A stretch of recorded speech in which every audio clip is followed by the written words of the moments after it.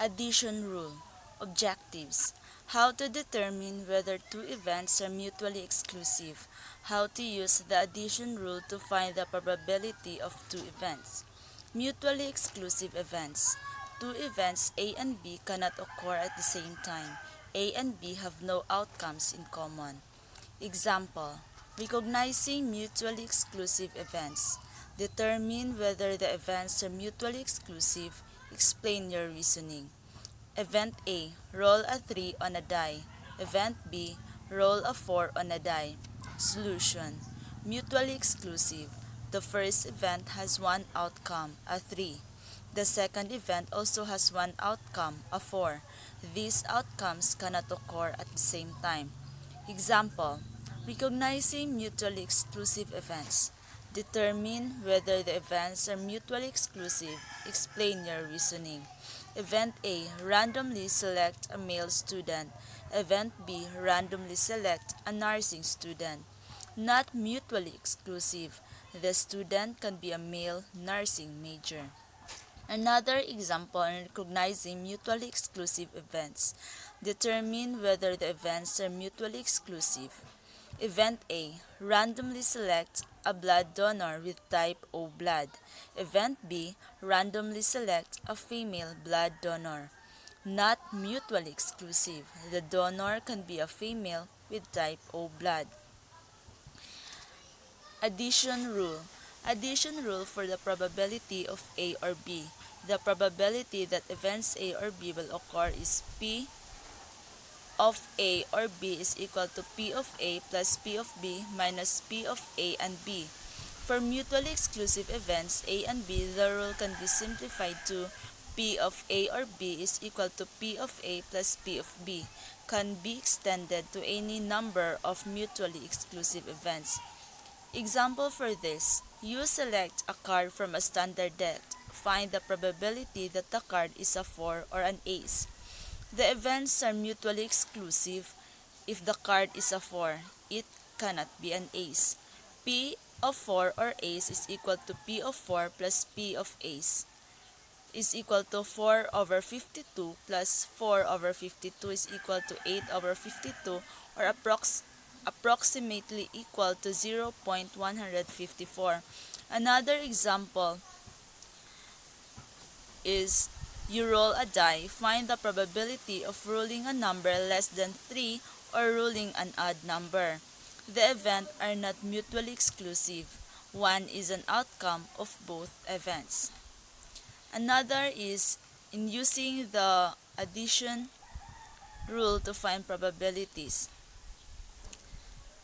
The frequency distribution shows volumes of sales in dollars and the numbers of months in which a sale representative reached each sales level during the past 3 years. Using this sales pattern, find the probability that the sales representative will sell between $75,000 and $124,999 per next month.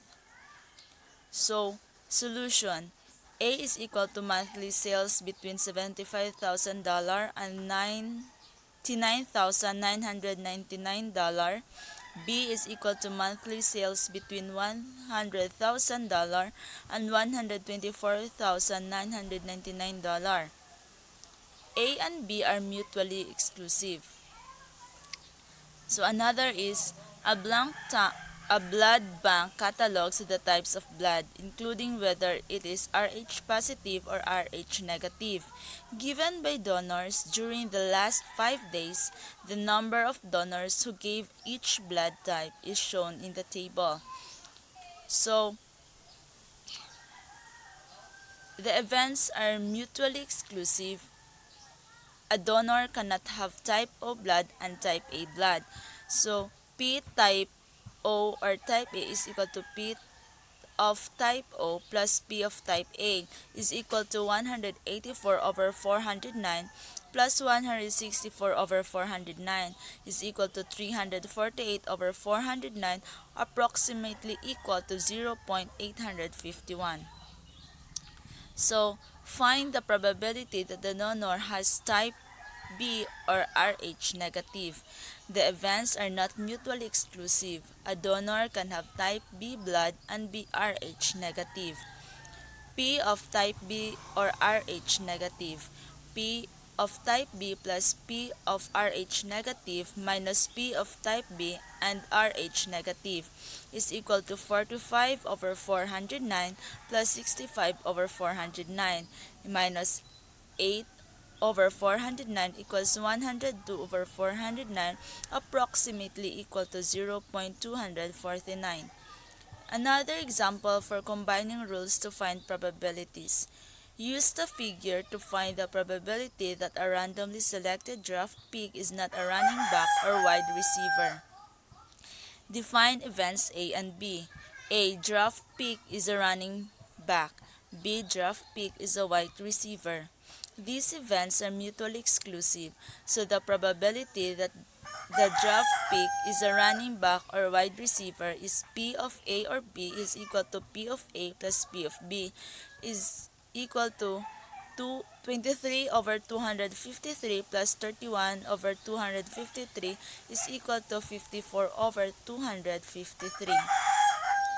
Solution. By taking the complement of P of A or B, you can determine that the probability of randomly selecting a draft pick who is not a running back or wide receiver is 1 minus P of A or B is equal to 1 minus 54 over 253 is minus 199 over 253, approximately equal to 0.787.